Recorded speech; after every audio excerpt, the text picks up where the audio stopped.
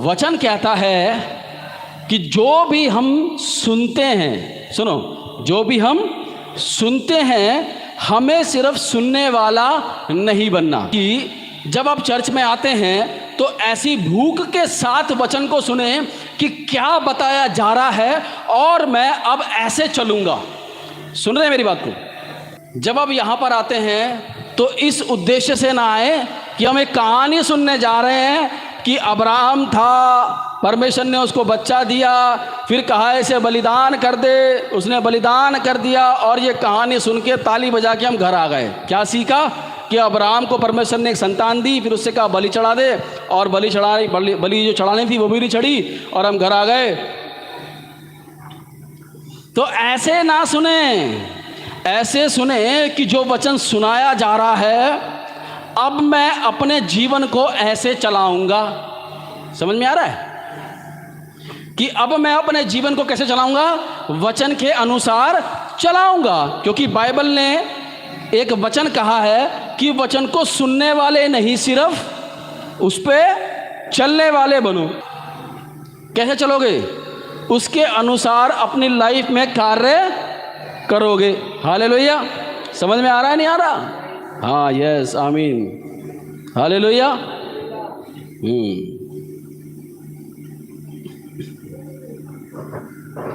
अब वचन के अनुसार चलना क्यों है, ये भी एक सवाल है।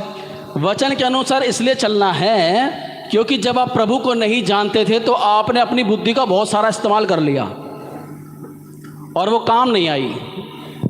सुन रहे हो?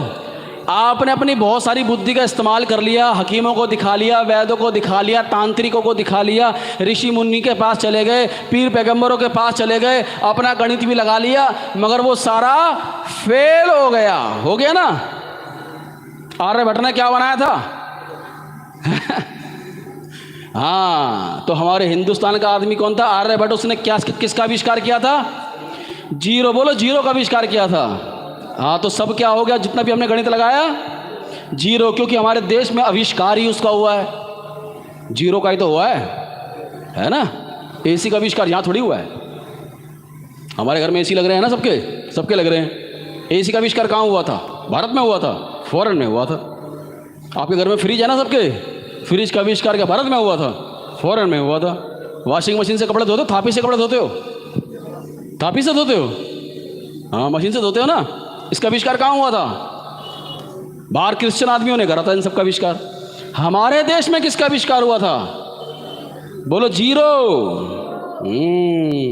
तो इसलिए वचन को सुन के जीरो नहीं करना, जो सुनो उसको लागू करना है कि आज ये सुना है। अब परमेश्वर क्या कह रहा है? वचन के सुनने वाले मत बनो, बल्कि उसके ऊपर चलने वाले बनो। जो सिर्फ सुनता है वो अपने आप को क्या देता है? धोखा देता है। क्या देता है?